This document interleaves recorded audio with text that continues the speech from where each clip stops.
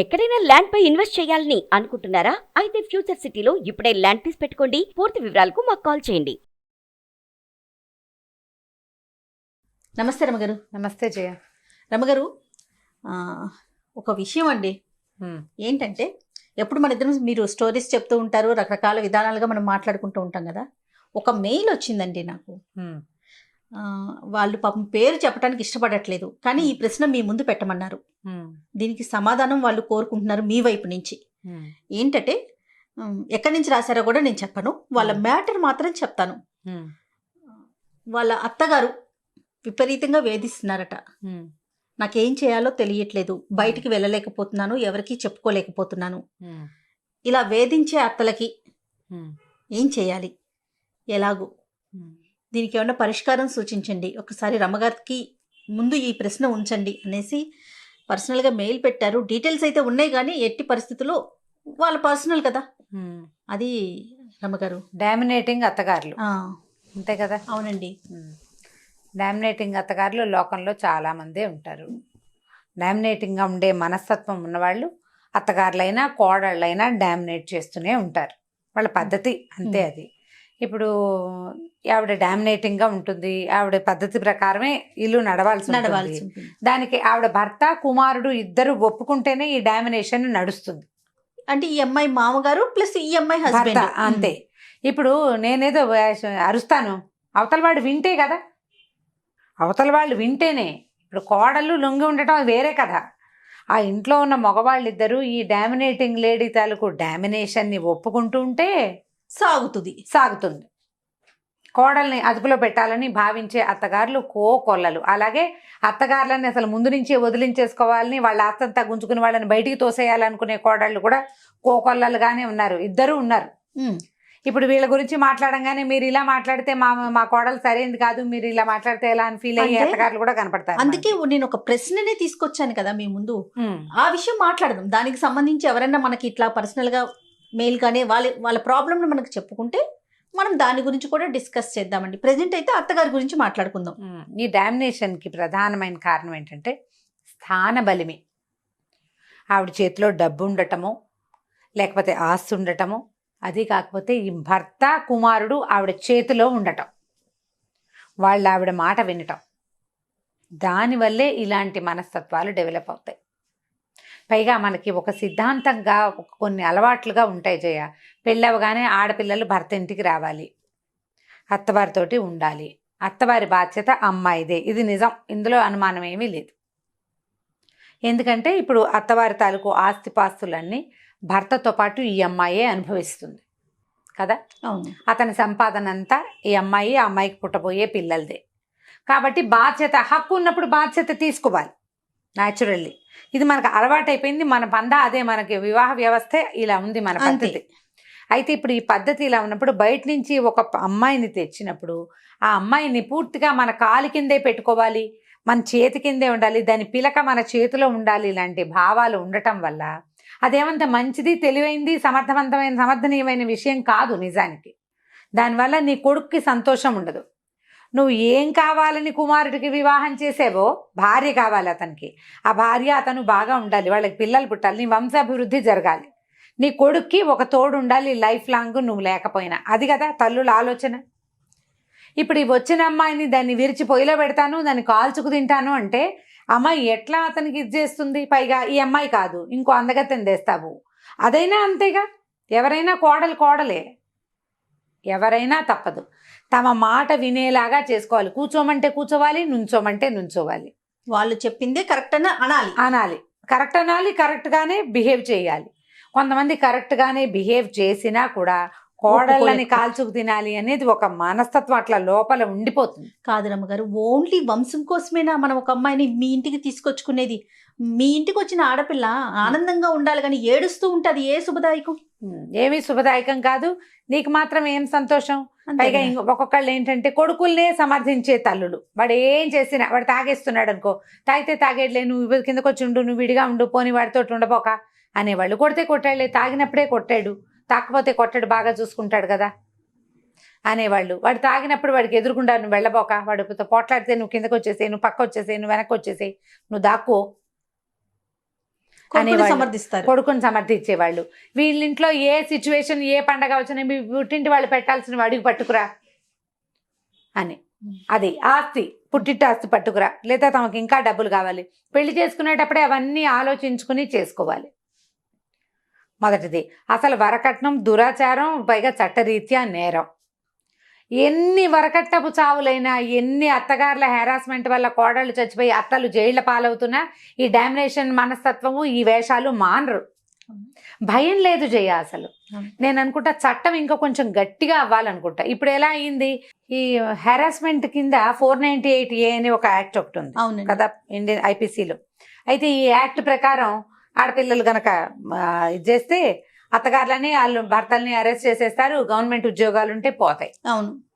దాన్ని కొంతమంది దాన్ని మిస్యూజ్ చేస్తున్నారు కూడా ఇప్పుడు, కానీ యూజ్ చేయబడుతోంది తప్పకుండా. ఇది కొంత మటుకు ఆడపిల్లలకి హెల్ప్ఫుల్ గా ఉండే విషయమే. కొంతమంది ఏం చేస్తారంటే ఏ చిన్న తగాదాకైనా సరే అత్తగారుల మీద మా భర్తల మీదే కాకుండా ఏదో ఖండాంతరాల తర్వాత ఎక్కడో ఉన్నటువంటి ఆడపడుచుల మీద కూడా పెట్టి వాళ్ళు కూడా జైల్లో పడేలాగా, వాళ్ళ జీవితాలు కూడా నాశనం అయ్యేలాగా చేసేవాళ్ళు. వాళ్ళ ఎంత ఇబ్బంది ఉంటుంది రమ్మగారు అలా చేస్తే. చేస్తున్నారు, అది చేస్తారు. కాకపోతే ఏంటంటే ఇది ఒక మంచి విషయమే. ఇలాంటివి జరిగినా కూడా ఈ కాలంలో చాలా అత్తగారులకు ఇంకా బుద్ధి రావటం లేదు చాలా మందికి. ఇప్పుడు మనం ఒక పిల్లని తీసుకొచ్చాము, ఇప్పుడు కోర్టుల దాకా ఎందుకు వెళ్ళాలి జయ? పెళ్లి చేసుకునేటప్పుడు మనమేమి పోలీస్ స్టేషన్కి వెళ్ళి ఫలానా పిల్లని పెళ్లి చేసుకుంటాం అని చెప్తున్నామా? లేదా ఫలానా ఆవిడకి మా అమ్మాయికి అబ్బాయికి మా అమ్మాయిని ఇస్తున్నామండి, రేపొద్దున మా పిల్లకి ఏదైనా జరిగితే మీరు చూడండి అని ఈ అమ్మాయి తాలూకు వాళ్ళు ఎవరైనా వెళ్తారా? వెళ్ళరు. మనం మధ్యవర్తులతోటి మర్యాదగా ముద్దుగా ముచ్చటగా చక్కగా సొగసుగా మాట్లాడుకుని పెళ్లిళ్ళు చేసుకుంటాం. అదే సొగసుగా కాపురాలు ఎందుకు చేసుకోకూడదు? నువ్వు ఓ పిల్లని చూసావు, మనం ఒక పిల్లని చూసుకున్నాము పెళ్లికి. ఈ పిల్లని చూసుకున్నప్పుడు ఏం చేస్తాం, వాళ్ళ ఆస్తి స్వాస్తి వాళ్ళ ఫైనాన్షియల్ కెపాసిటీ అన్నీ మనకు తెలుసు. నువ్వు 4 కనుక్కునే చేసుకుంటావు. వాళ్ళు చెయ్యలేని డబ్బుని నువ్వు లాగాలని ఎందుకు అనుకోవాలి? పైగా నీ పద్ధతులు కోడలికి లేవని ఎందుకనాలి? నీ పెంపకం నీ తీరు వేరు, నీకు దగ్గర డబ్బులు ఉన్నాయి. ఆ అమ్మాయి కొంచెం సాదాసీదా కుటుంబం నుంచి వచ్చి ఉండొచ్చు, లేదా నీకు డబ్బులు లేవు, ఆ అమ్మాయి పెద్ద కుటుంబం నుంచి వచ్చి ఉండొచ్చు. నీకు తెలిసే చేసుకుంటావు. తర్వాత ఏ విషయం మీద ఆ అమ్మాయిని హెరాస్ చేస్తావు? నువ్వు అన్ని కనుక్కున్నావు కదా ముందు. డబ్బుల విషయం అయితే రమ్మగారు, డబ్బులు లేకపోతే పలానాది ఇవ్వలేదు, పలానా వస్తువు కావాలి, పలానా బంగారం కావాలి, ఒక క్లారిటీ ఉంది. కొంతమంది ఉంటారు చూడండి, ఏదో ఒకటి సాధించాలి, మన ఇంటికి వచ్చిన మనిషిని ఏదో ఒకటి అనాలి. కనీసం ఆ అమ్మాయి నన్ను ఇట్లా అంటున్నారు, ఇట్లా చేస్తున్నారని చెప్పుకోలేనంతగా కూడా హింసిస్తూ ఉంటారు మాటలతో, సూటిపోటి మాటలు అంటారు. భర్త ఉన్నప్పుడు ఒక రకంగా, లేనప్పుడు మరో రకంగా బిహేవ్ చేస్తారు. ఇలాంటివి కూడా అవి ఎక్కువ ఉంటాయి ఆడవాళ్ళ దగ్గర. ఏంటంటే ఆ భర్త ఉన్నప్పుడేమో తను చాలా ముద్దుగా బాగా చూస్తున్నట్టుగా, కొడుకున్నప్పుడు మా అమ్మ బాగా చూసుకుంటోంది అనుకుంటాడు కొడుకు అబ్సెన్స్ లో ఈవిడ పనులు చేయరు, పని చేసి పెట్టరు, హెల్ప్ చేయరు. మీ అమ్మ ఇట్లా, మీ నాన్న ఇట్లా అంటారు, నీకు బుద్ధి లేదంటారు, ఏదో ఒకటి అంటారు. ఈ అమ్మాయి చెప్పినా భర్త నమ్మడు. ఈ అమ్మాయి మానసికంగా కృంగిపోతా ఉంటుంది. మానసికంగా కుంగిపోతుంది. ఆమె మనసు గెలుచుకోలేదు, ఈ భర్తకి నిజం చెప్పలేదు, చెప్పినా అతను నమ్మడు. ఉంటారండి అలాంటి వాళ్ళు కూడా. ఇప్పుడు ఇలాంటి వాళ్ళు ఉంటారు. దీనివల్ల మనం ఏం సాధిస్తున్నామని ఈ అత్తగారు పోస్ట్ లో ఉన్న వాళ్ళు ఆలోచించుకోవాలి. ముందు ఒక పిల్లాడికి పెళ్లి చేసేటప్పుడు మనం ఈ పెళ్లి వల్ల ఏం చేయదలుచుకున్నాం అని పిల్లాడు పెళ్లి చేసుకునే కుర్రవాడు ఆలోచించుకోవాలి. ఈ పెళ్లితోటి ఏమిటని పెళ్లి చేసే అమ్మ నాన్న కూడా ఆలోచించుకోవాలి. దాని ప్రకారం యాక్ట్ చేస్తే అమ్మ ఈ 498A లాంటివి మీ మీదకి ప్రయోగించబడకుండా ఉండాలి అంటే మీరు కొంచెం జాగ్రత్తగా ఉండాలి. ఇప్పుడు ఇది ఈ యాక్ట్ పేరు చెప్పి జనాన్ని భయపెట్టడం కాదు మన ఉద్దేశం. అవునవును, ఇలాంటివి వచ్చే అవకాశాలు ఉన్నాయి. మనం అసలు పెళ్లి చేసేటప్పుడు ఎందుకు చేస్తున్నాము, ఏమిటి, ఈ అమ్మాయికి ఎంత ఉంది, దానికి ఎంత వచ్చు. ఈ రోజుల్లో ఆడపిల్లలు చదువుకుంటున్నారు, వాళ్ళకి ఇళ్లలో ఉండే అత్తగారులకు వచ్చినట్టుగా అన్ని రకాల పనులు రాకపోవచ్చు. చదువుకుని ఉద్యోగం చేస్తారు, ఏదో ఇంటికి అవసరమైన పనులు మాత్రం చేసుకోగలుగుతారు. ఆ చేసుకోగలిగిన వాళ్ళని అంత మాత్రమైనా చేసుకొనిచ్చి ఆ రకంగా కనుక ముందుకు తీసుకెళ్తే ఈ అత్తగారి డామినేషన్ హడావిడి లేకుండా ఉంటుంది. తగ్గించుకోవాలి ముందు. పైగా డామినేట్ చేసి నువ్వు సాధించేదేంటి? నువ్వేం చేయగలవు? అమ్మాయిని ఏదో సాధిస్తావు, మా కోడలు లైన్లో పెట్టానని ఎవరికో చెప్తావు 4-5 అంతేనా? అంతేగా. దానివల్ల నీకు వచ్చే కిరీటం ఏమిటి? False prestige. రేపొద్దున ఏదైనా తేడా వచ్చిందంటే నీ చుట్టుపక్కల నలుగురు కానీ, నీ చుట్టాలు కానీ నీకు అన్నం పెట్టరు, నీళ్లు పోయరు, నేను హాస్పిటల్కి తీసుకెళ్లరు, నువ్వు మూల పడితే నీకు మంచినీళ్ళు కూడా ఇవ్వరు. నీకు అవన్నీ చేయవలసింది ఎవరు? నీ ఇంట్లోనే నీ కొడుకు భార్య అయినటువంటి అమ్మాయి. సొంతంగా చేసినా చేయకపోయినా ఎంతో కొంత నిన్ను సపోర్ట్ చేయాల్సింది ఈ అమ్మాయే. అంతే. నువ్వు అమ్మాయితో సాయిదా ఫాయిదాగా ఉంటే నీ తర్వాత రోజులు నీకు సపోర్ట్ కాదు చేస్తుంది. రమ్మగారు, మరి ఆ టైప్ ఆఫ్ మైండ్ సెట్ ఉన్న వాళ్ళని ఎట్లా అండి, ఎట్లా మార్పు తీసుకురావాలి, వాళ్ళ వైపు నుంచి ఎట్లా మార్చాలంటారు? భర్తల ద్వారానే కుదురుతుంది జయ. ఇది మగవాళ్ళకి చెప్పాల్సిందే. మగవాళ్ళు అర్థం చేసుకోవాలి దీన్ని. మా అమ్మ ఇట్లా బిహేవ్ చేస్తుంది, ఇది కరెక్ట్ కాదు. ఇప్పుడు మగవాడికి కూడా పెళ్ళాన్ని అదుపులో పెట్టాలని ఉందనుకో, కరెక్ట్, బాగుంది, పెళ్ళాన్ని అదుపులో పెట్టాలి. మరి మీ నాన్న ఎందుకు మీ అమ్మని అదుపులో పెట్టలేదు? నువ్వు అది ఆలోచించాలిగా. నీ పెళ్ళాం అదుపులో ఉండాలి, నీకు పెళ్ళాం కాబట్టి. మరి మీ అమ్మ కూడా మీ నాన్నకి పెళ్ళాం, నీకు అమ్మ కానీ నాన్నకి భార్యే కదా, నాన్నకి భార్యేగా. మరి అక్కడ ఎందుకు అదుపులో లేదు ఆవిడ? మీ నాన్నేమో మీ అమ్మ అదుపులో ఉండాలి, నీ పెళ్ళామేమో నీ అదుపులో ఉండాలి. ఏం న్యాయం ఇది? ఆలోచించాలి. ఆలోచించద్దు. మీ అమ్మ నీకమ్మ అయిపోయింది, నీకు రేపొద్దు నీ భార్య కూడా నీ కొడుకు విషయంలో ఇలాగే ఉండొచ్చు. అమ్మ గొప్ప కానీ పెళ్ళామే కదా. మరి పెళ్ళాలు అదుపులో ఉండాలంటే అమ్మ పెళ్ళామే, పెళ్ళామే ఇద్దరు భార్యలే కదా. ఈవిడే అదుపులో ఉండాల్సిందే. మా అమ్మ ఇష్టం, మా అమ్మ మోనార్కు, మా అమ్మకి ఇష్టం లేదు కాబట్టి నువ్వు మీ ఇంటికి వెళ్ళకూడదు, మా అమ్మకి ఇష్టం లేదు కాబట్టి నువ్వు బజార్ రాకూడదు, మా అమ్మకి ఇష్టం లేదు కాబట్టి నువ్వు ఉద్యోగం చేయకూడదు, మా అమ్మకి ఇష్టం లేదు కాబట్టి నువ్వు రెండోసారి పిల్లల్ని కనకూడదు, మా అమ్మకి ఇష్టం లేదు కాబట్టి నువ్వు బతకూడదు. ఎలా? అమ్మకి ఇష్టం లేకపోతే నాన్నతో కూడా మాట్లాడకుండా ఉండొచ్చు, నీ భార్య మాత్రం నీ మాటే వినాలి. అదే, ఇలాంటి కండిషన్స్ కూడా ఉంటాయి. అవి ఉంటాయి. ఇవన్నీ కూడా జయ, నేను ప్రతిసారి ఒక పాయింట్ చెప్తా. అందరికీ కోపం వస్తుంది, నీకు కూడా ఒళ్ళు మండుతుంది. ఇప్పుడు మగవాళ్ళు కీలకం. ఆవిడ డామినేటింగ్గా బిహేవ్ చేయడానికి భర్త ఒప్పుకోవటం, కుమారుడు ఒప్పుకోవటం, ఈ రెండు కారణాలు. నేను సపోర్ట్ చేస్తాను రమ్మగారు, కరెక్ట్, మీ పాయింట్ కరెక్ట్. ఇది ఇప్పుడు వాళ్ళు గనక నువ్వు ఇలా ప్రవర్తించద్దు, ఈ అమ్మాయి వెళ్ళిపోతుంది, ఎట్లా నా పెళ్ళిని నేను బచాయించుకోవాలమ్మా, ఎందుకు ఇట్లా బిహేవ్ చేస్తావు, అసలు ఎక్కడ తప్పు జరుగుతుందని మాట్లాడాలంటాను. పెళ్లిళ్ళు చేసే ముందే ఆలోచించుకోవాలి జయ, ఇవన్నీ కూడా కూలంకషంగా. తర్వాత గొడవలు వస్తున్నాయి అనుకో, ఆ అమ్మాయిని తల్లిని భర్తలు ఇద్దరు అంటే మామగారు భర్త కూర్చోబెట్టి మాట్లాడుకోవాలి. ఇప్పుడు ఈ తల్లుల డామినేట్ చేసే అత్తగారులకు తోడు కొద్దిగా ఆడపడుచులు తెలివితేటలు కూడా కొంత ఉన్నాయి అనుకో, ఇక అంతే సంగతి. ఇంకా ఎక్కువ కొంతమంది ఏం చేస్తారంటే, కూతురు ఉందనుకో, ఒక కొడుకు కూతురు ఉంటే అన్ని పూసకొచ్చినట్టు కూతురికి రోజు ఫోన్ చేసి చెప్తారు. ఆ అమ్మాయి ఏదో బోధిస్తుంది, ఆ అమ్మాయి ఐడియా ప్రకారం తల్లిని వెనకేసుకొస్తారు. న్యాచురల్, అన్నయ్య కాపురం చెడగొట్టాలని ఏం ఉండదు అందరికీ, కానీ తల్లిని వెనకేసుకొస్తారు. నువ్వే కరెక్ట్ అంటారు, తల్లి ఇంకా రెచ్చిపోతుంది. ఏది ఏమైనా నువ్వు కుమారుడితోటి ఉండాలి, మన తాలూకు పద్ధతి అదే. చచ్చిపోతే నెత్తి కొడుకే పెట్టాలి, ఏ తద్దినమో పెడితే వాడే పెట్టాలి, కూతురు పెట్టేది లేదు. ఎందుకంటే కూతురు చేతిలో ఏముండదు, కూతురు నీ గట్టిగా మాట్లాడుతుంది, కూతురు ఇంట్లో ఆధ్వర్యం అంతా కూతురు భర్తది ఉంటుంది జనరల్గా.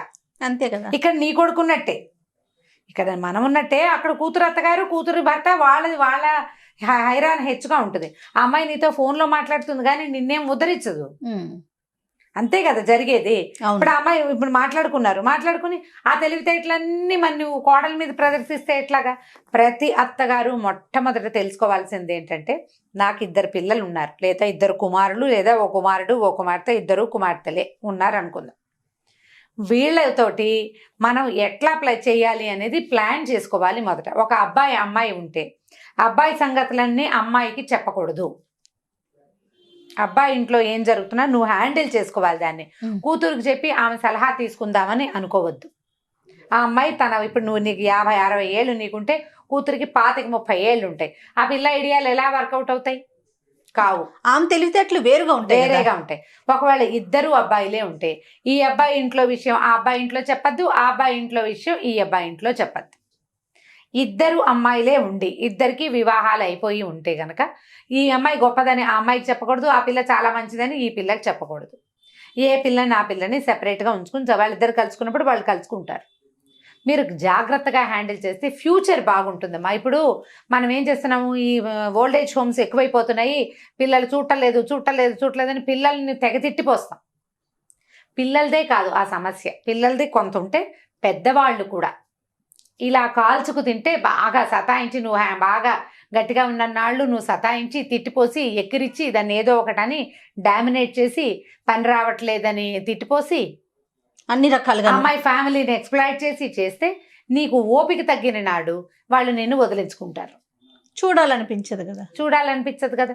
బాగా చూసిన అత్తగారులన్నీ కూడా వదిలించుకునే రోజు ఇది.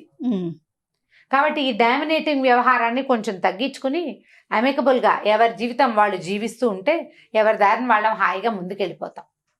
దీన్ని ఆలోచించాలి. ఇది రేపొద్దున నా ఫ్యూచర్లో ఎట్లా నా సంగతి, నేను ఎవరి మీద డిపెండ్ అయి ఉంటాను. ఎమోషనల్గా డిపెండెన్సీ కావాలి, ఫిజికల్గా డిపెండెన్సీ అవసరపడుతుంది. ఫైనాన్షియల్ డిపెండెన్సీ చెప్పనే అక్కర్లేదు. చాలా సంబంధ బాంధవ్యాలు నెరపకపోయినా కనీసం అమ్మాయిని చిన్నబుచ్చకుండా ఉంచితే. అవును, ఇప్పుడు మనం ఈ పాయింట్ మాట్లాడంగానే జనం ఎట్లా రియాక్ట్ అవుతారంటే కొంతమంది అదేంటండి అత్తగారులైనా డామినేట్ చేసేది, మీరు ఇలా ఒకవైపే మాట్లాడారు అని బాధపడతారు. అదే చెప్పాను. కోడళ్ళు డామినేటింగ్ కోడళ్ళని గురించి కూడా దీనికి బ్యాక్ టు బ్యాక్ ఇంకొక వీడియో చేద్దాం. ఇది కూడా యాక్చువల్గా అందరికీ తెలిసిన విషయమే. ఒక ఆవిడ పర్సనల్గా మనకి ఇచ్చి దయచేసి మీరు మాట్లాడండి దీని గురించి చెప్పండి అని అడిగారు కాబట్టి ఆ సందర్భానుసారం మాట్లాడాము. మీరన్నట్లుగా కోడళ్ళకి సంబంధించి కూడా చేద్దాం. అందరి వైపు నుంచి మాట్లాడతాం కదా మనం. అవును, కాబట్టి ఇది నేర్చుకోవాలి. ఇది మనం మొదట తెలుసుకోవాల్సింది ఏంటంటే మనం పెళ్ళి ఎందుకు చేస్తున్నాం అబ్బాయికి, ఆ వచ్చిన అమ్మాయిని మనం ఎందుకు అడ్జస్ట్ అవ్వలేము. దీని కాదు ఇంకో బంగారు కొండ తెచ్చినా అది పరా ఇంటి బిడ్డ. ఆ అమ్మాయి పద్ధతులు అమ్మాయికి ఉంటాయి, అంతే. అమ్మాయి అలవాట్లు కొన్ని ఉంటాయి, అవి ఇవి అడ్జస్ట్ అవ్వడానికి టైం పడుతుంది. మనం కూడా ఇదివరకు ఇలాగే కష్టపడ్డాం మొదట్లో, తర్వాత అడ్జస్ట్ అయ్యాం. ఈ అమ్మాయి కూడా అడ్జస్ట్ అయ్యేందుకు టైం ఇద్దామని కనుక మీరు కొంచెం పెద్ద మనసుతో ఆలోచిస్తే ఈ సమస్యలు రాకుండా ఉంటాయి. వచ్చే వీడియోలో డామినేటింగ్ కోడళ్ళ గురించి మాట్లాడదాం మనం. తప్పకుండా రమ్మగారు, దీనికి ప్రశ్న అక్కర్లా, మనమే చేసేద్దాం. తప్పకుండా, నేను అది అందాం అనుకున్నాను. రైట్, నమస్తే రమ్మగారు. నమస్తే జయ. ఓకే అమ్మా.